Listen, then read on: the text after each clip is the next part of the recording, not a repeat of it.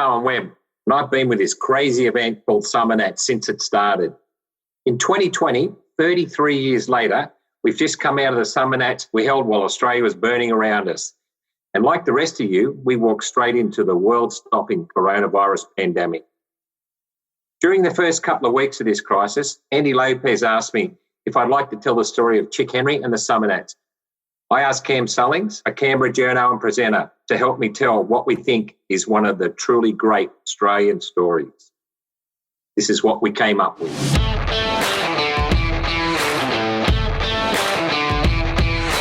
What comes to mind when you think of Canberra, Australia's capital city? Maybe the fact that it's a peaceful, calm, pretty place where laws are made.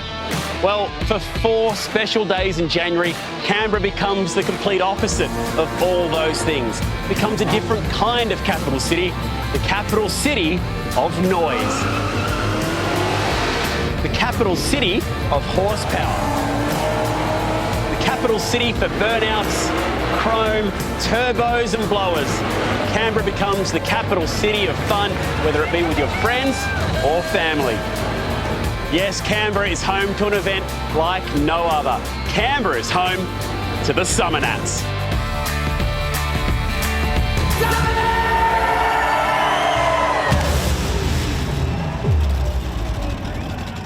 Well, my name's Charlie Hutton. I'm a custom car builder from Idaho in the United States. This is my very first Summer Nats, and it's been a great experience. There's so many neat things that go on around here that doesn't happen in America. You got to come to the Summer Nats. As the Summer Nats has grown, its reputation has grown right alongside it. Chic invited motoring superstars to the event to share their knowledge with our community. You heard from Charlie Hutton at the top of this episode, one of the world's top custom car builders. And Charlie said it, there's just so many neat things that happen here that don't happen in America. I'm Cam Sullings, long-time attendee and now presenter at Summer Nats. Welcome to the podcast. Chic Henry, his Summer Nats story. Let's welcome back Chic Henry.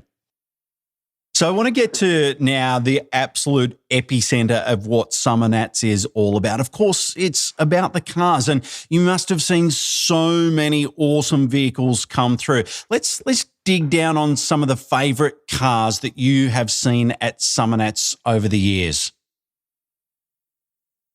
Well, I guess as things grew, the joy that I saw, that the effort people were putting into, I mean, there was a lot of very, very cool street machines that were the basic example of a street machine, but extremely well built.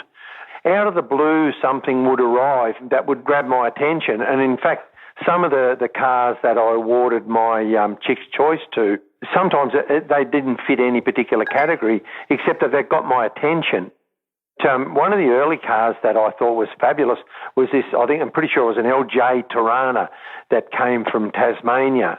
And I mean, we didn't get a lot of entrants from down there, but then this car with the craziest graphics on it, just a beautiful, beautiful car. And in that time, graphics were becoming a very, very big deal. And that car was just so up there with the use of colours. And being an LJ Tirana, obviously the shape of it lent itself to the popularity of the car. And then there was a guy, I think his name was Todd Hallenbach. He had a really beautiful little Gemini, and I think he came from up around Tamworth somewhere. It was probably the highest profile 4-cylinder type car. I mean, as we know, it was the development those days of the, what we call the pocket rockets and the high tech and, the Honda CRXs and things like that when that all started to grow. But then out of the blue, this beautiful car that Todd put together was a lovely car. And then anyway, and then I walk around and here comes something that's closer to me. And I think this was a mate of Gary Myers. And it was, I think his name, Danny Musso. And here's Musso coming down the road in this bit of a ragged LTD Ford, but it had a big engine in it, and it was blown, and it had 2 Dominators on top of it, and it was sitting real low, and it was really angry-looking car, and I thought, there, I just love that stuff. People automatically think, I guess, that I'm only really affected by the high-end cars, especially the elite, but just out of the blue, something or other. And there was, I think, another guy from Tassie that had a Mini, a green one that came. That was a wild car, and it did well in the judging. Also, in the really early days, there was a guy turned up from Melbourne, and I sort of remembered the car on the track because it was a bit unusual. And he had it was like a GT Falcon limo, and he's out there doing burnouts, and that was pretty cool. Might have only been a year later. He got my attention. He was out the front. He hadn't actually come through the gate, and he called me over to show me his latest car. And it was a 105E Anglia. And for those that aren't really familiar with those little four-cylinder cars, they've got a sloping back window. Jet black, but the best part about it is when he lifted the bonnet and it had a fully polished twin-cam Alpha engine in it. And I thought, isn't this just the sweetest thing? And it was almost like one extreme to the other, from that GT limo to that little 105E Anglia. Yeah. And Owen, after a while, knew the sort of things that grabbed me. And, he'd grab me at the Elite Awards and he'd say, come and look at this, come and look at this. Do you see that 55 Chev over there? And I'd go over there and I'd say, what? That red 56? He said, no, it's a 55. So, no, it's not, it's a 56. And when I got over there, it was a 55 Chev on one end and a 56 on the other. Yeah. And so many high-profile people came to the event over the years. We've got a long list of names. But guys like Peter Brock, when Brocky came, it must have been amazing to have someone like him wandering around. And he was so good with people as well. He'd stand there and have a conversation with a complete stranger for 45 minutes and think nothing of it. No, absolutely. At that time, I had Mobil as a sponsor. And that was how Brocky came there, and it was terrific. He was such an easy guy to talk to. We don't usually pay much attention to V8 Commodore utes, but Canberra's Summer Nats 12 was the final public burnout of the Roman Autotech beast, and we were curious what all the fuss was about. Also on hand for the occasion, a novice driver with no previous burnout experience, Peter Brock. What's his name? Electing to observe first as a passenger, he seemed to learn quickly, then changed seats at the crowd's suggestion while they waited patiently for $6,000 worth of 20-inch tyres to go up in smoke.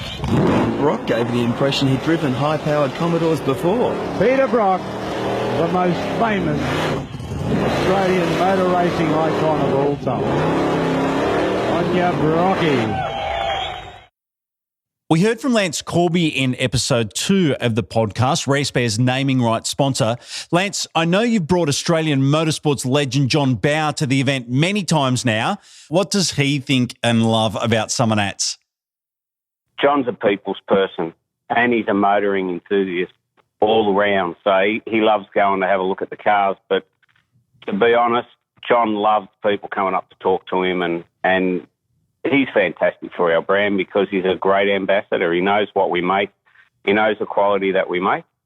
And he reinforces that out to the public. One of the hardest things when we're with John and we're trying to get him to, whether it's the presentations up on the stand in the Maguire's Hall or out in the arena, people just flock to him. And it truly amazes me that even the younger people know who John Bowe is. Incredible. The guy's just a motoring legend. Chic, you spent some time travelling in the US to find a lot of the cars and a lot of the builders and show them what you were doing. Could they believe it?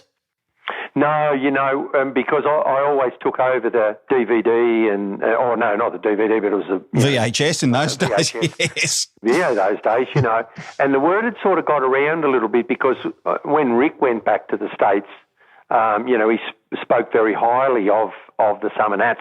And I had some of the other pro guys, that were really on my case to come out. But the next person that I came across was Joe and Carol Casiamano. Now, they had a 57 Chev that was highly, highly customised. It had been around quite a while. It was one of the high-end show cars.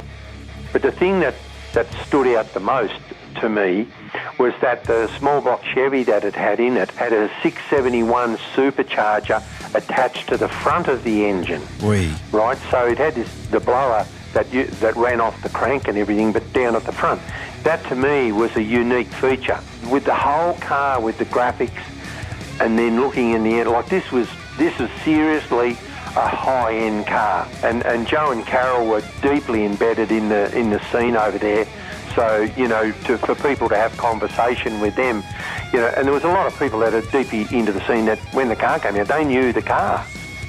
The next person that I wanted to bring out, because I'd met Troy Trepanier years ago, and I mean, one of the cars that he was associated with was this, what sort of car was it? It was called Blowfish anyway, little car, and the crazy guy that owned it, and Troy built it up. Like, his engineering skills as well as the rest of the building, the car was amazing. Yep. And I thought, I might be able to bring out Blowfish. Yeah, that was a bit different with Troy, but it just wasn't available. When Troy came out, Troy, and as his dad, they were just people beyond belief. Yeah. Now, I had, what was that Chrysler that he had, about a 51 or 52 Chrysler. He sat it on a Viper, with the V12 and everything in it. Yep. And the chopped roof, and it was real swoopy. And he was telling me that, I said, how fast have you been in? And he said he'd about 145 mile an hour and got a bit scared. Yeah. From memory, I'm pretty sure it was a Sniper, right? Because it was the Viper engine, but he calls it Sniper. That's right. Yep. Yeah, that's the one. But he was an absolute hit, because the street machine scene, there's a lot more hands-on, high-performance stuff but done on the street. The hot rodders have got cool-looking cars. There's no doubt about it. But the Summer Nats attracted people that really, street performance was a big deal to them, let alone super high performance. Yeah. And Troy that's where he was. And, I'm really glad he came out. It was good value. Owen Webb caught up with Troy Trepanier recently. Troy's probably the best car builder in the world, having built America's most beautiful roadster, won the Battle Builders at SEMA, numerous Good Guys Awards, many Hall of Fame entries, and the Riddler Award at Detroit. It took a while to coordinate, but Troy and his dad Jack came out to Summer Nats in 2009, where they built many lasting memories with Australians, and in particular with Chic. I think you remember this. Chic and we caught up with you and Jack in a bar in Detroit, and we had to wine and dine you and talk to you all night until you said yes to come to Summer Nats. So I want you to tell me a little bit about that whole Summer Nats experience. Well, I've known you and Chic a long time, and always enjoyed the company, obviously. And I remember the meeting. I remember sitting there at the Crown Plaza, I think it was called at the time. Yep. I remember sitting there talking, and that was an exciting time, and the timing worked out. And I tell you, it was the funnest car trip I've ever done by far. So the Summer Nats were awesome. I grew up in the street machine world, where a lot of these guys involved in our industry today that weren't at DuQuoin, they don't understand it. So that's kind of what the Summer Nats is to me. So I'm glad that I met you guys back then, and we stayed persistent, and I got over there, because it was a great family trip, and just to see all the guys, and it was amazing. The response I had was fantastic, and it was a great time. And me and my kids were talking about it the other day. And I mean, like I always tell them, go to school and ask them how many of your friends have been to Australia.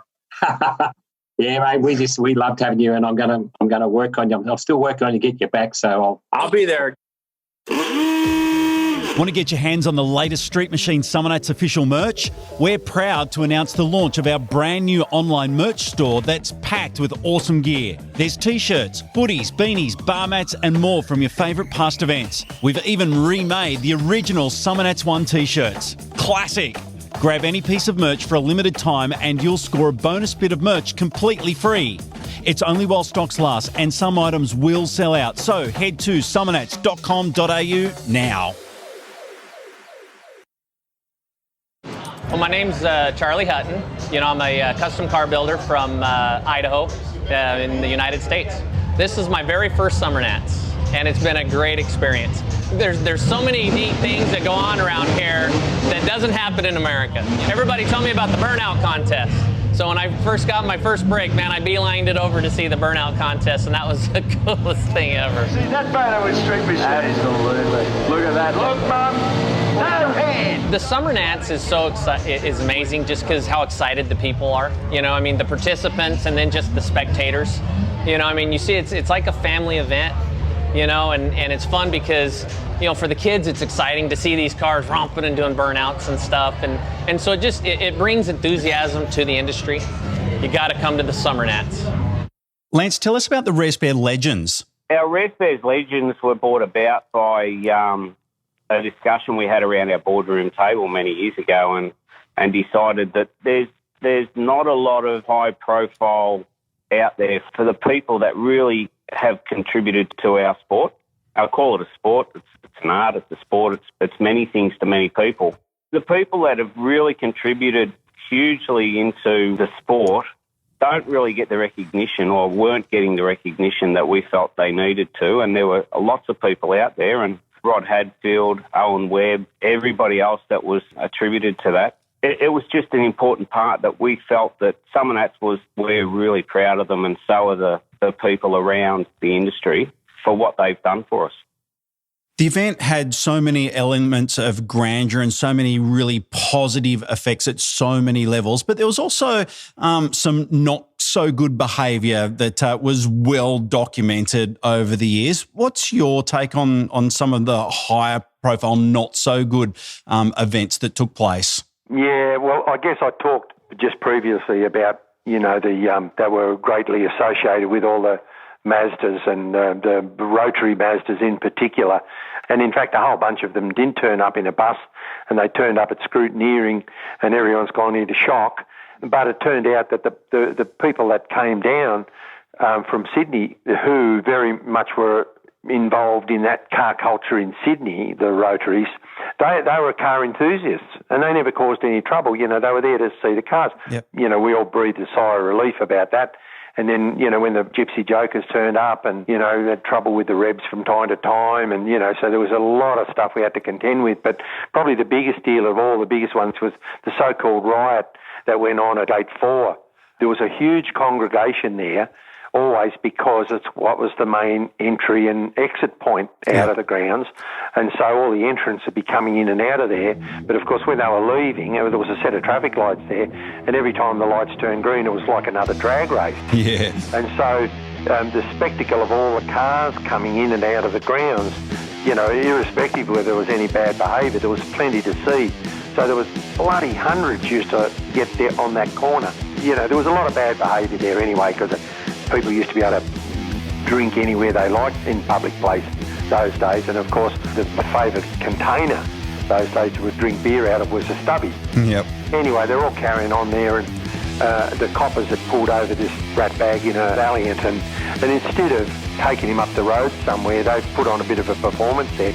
Well, the crowd went crazy because they were all on the side of the guy in the Valiant.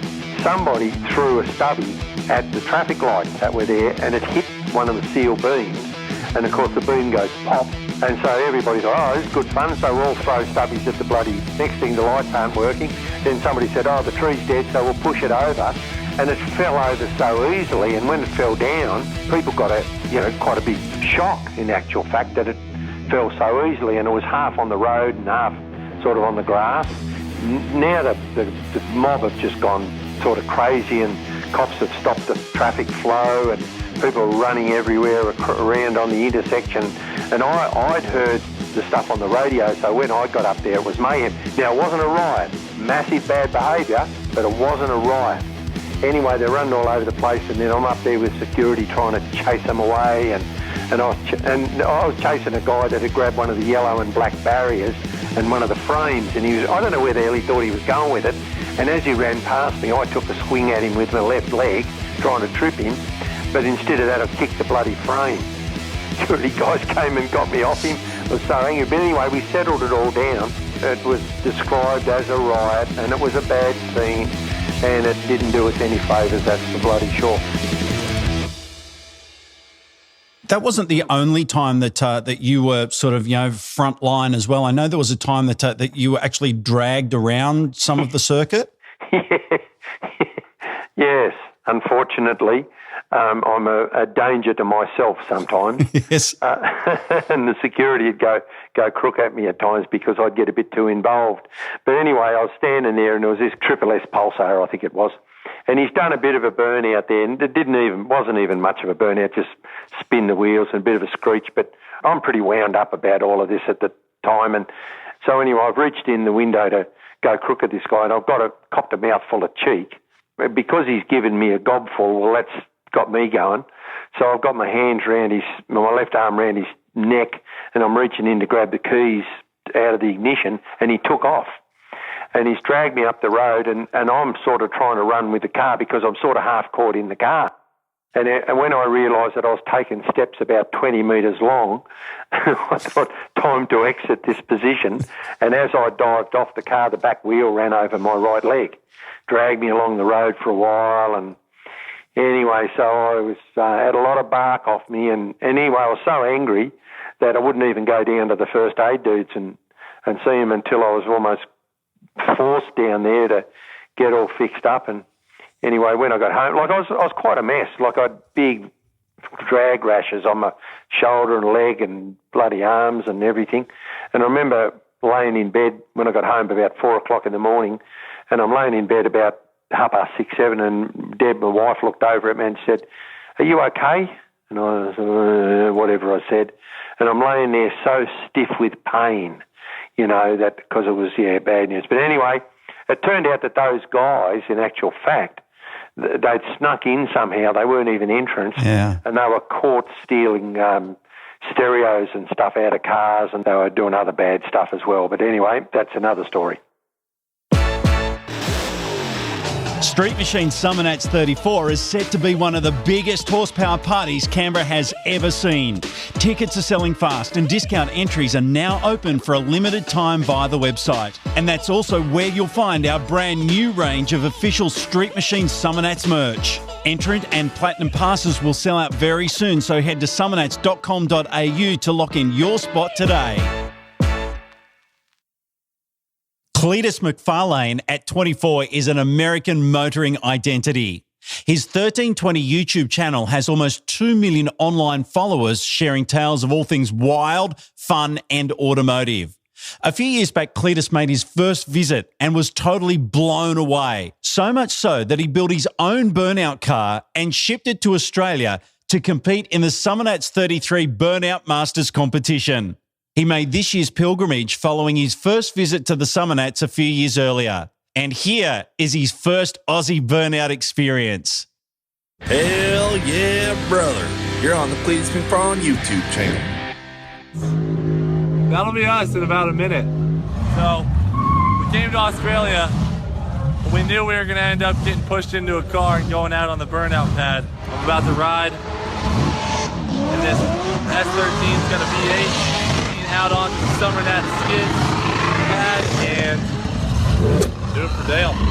How much did you buy this for? 2,000 Australian. This is Chris, he's the owner, and he's actually letting me drive this car later. I'm gonna do my first Australian skid. I hope I don't let down the team. And by team, I mean all of America, but you guys know I won't. Do it for Dale. If we pop tyres, we jump out and we wave our arms in the air like idiots. Yes. And scream at everyone. I 100% agree with that. If we pop the tires, we are getting out and celebrating.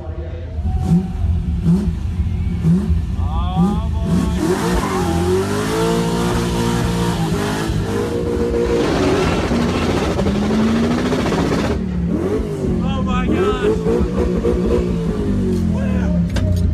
Holy crap!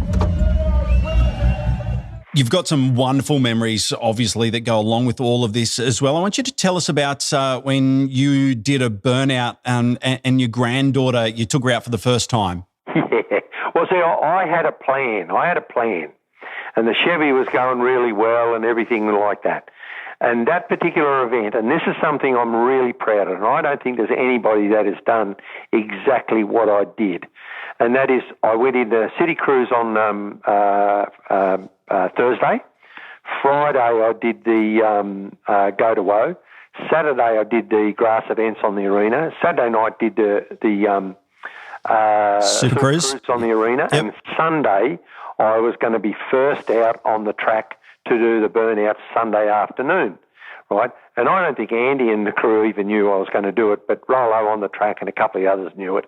So anyway, I've got the car there. So I'd already worked it out with Angie, my daughter, and asked if Lauren wanted to go for a ride. So we got her organised in there, and she's got the shoes and socks on, long sleeve shirt and a helmet on, and everything's cool. Anyway, when I took off, and I made good smoke because, that's a 600 horsepower engine. So, but I couldn't see where I was going. And anyway, because the smoke was blowing over the top of me, and I knew I was frying those bloody tyres big time. Yes. I'm creeping down there, but I guess I can be smart ass enough to say that I know my car and I basically know what the track's like. Well, you did build it, didn't you?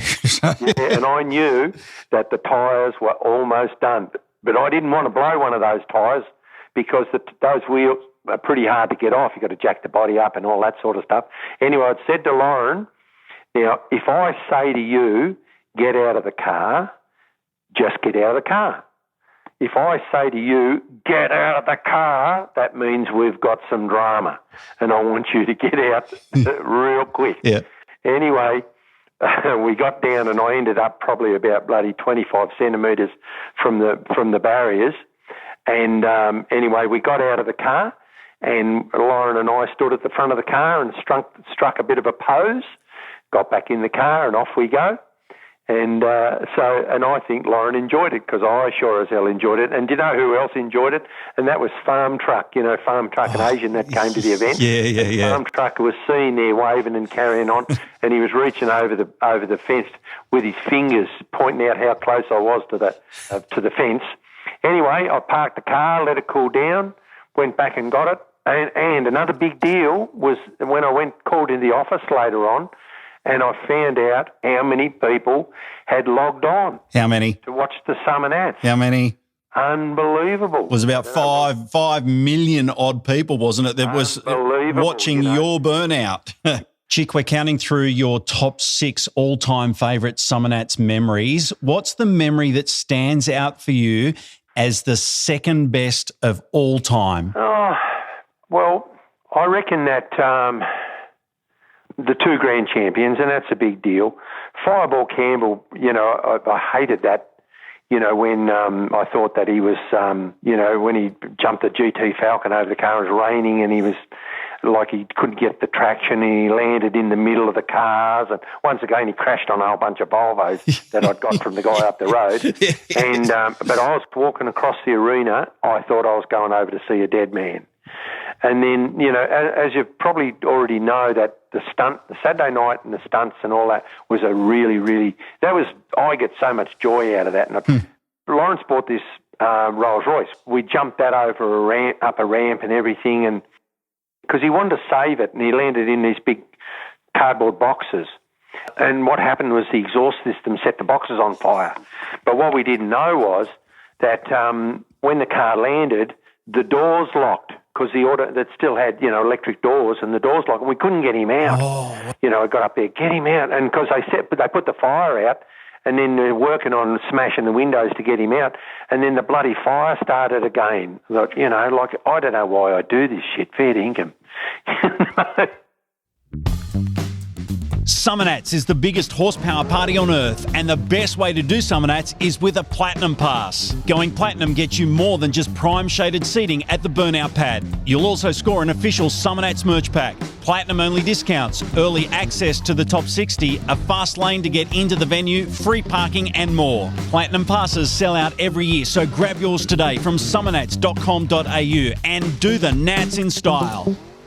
Street Outlaws is a huge program broadcast internationally through the Discovery Channel, featuring people who love building and racing cars. The cars and the characters are eccentric. Farm Truck and Asian are the stars of Street Outlaws. They race a 70 Chev long bed truck, featuring rusty paint, a camper shell, a million dents and a ZZZ number plates. This race-equipped truck is the ultimate sleeper.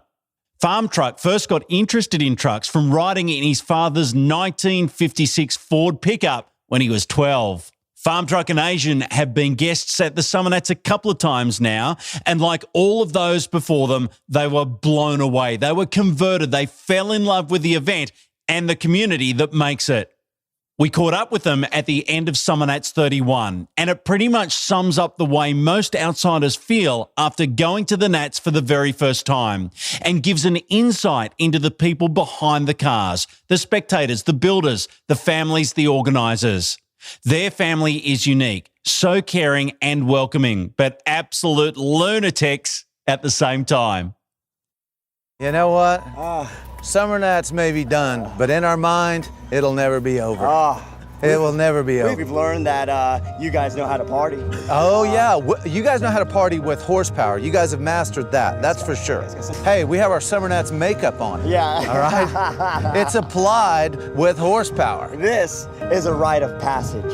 When you walk out looking like this, man, you've done something. You know what? It's like we've been in a war.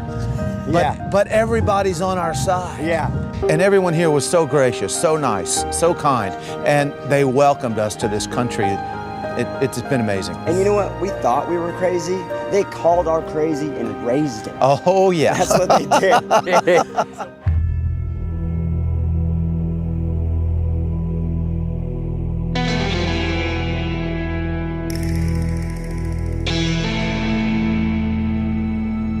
So what we're talking about is the greatest motorsport rivalry of all time.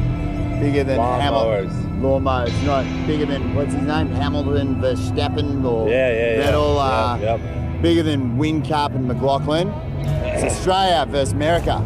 America. Oh, mowers out here, brother. Listen, mate, we mow our lawns every day. They can't do burnouts and they can't mow lawns. Cletus heading up an all-star American team of absolute nobodies, and Shannon Knoll and the Myers father and son team taking him on in what is the most glorious of motorsports, modified lawnmower racing.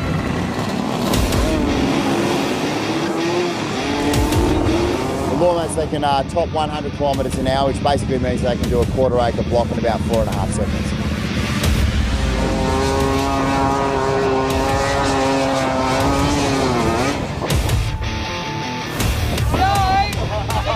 Flag straight up!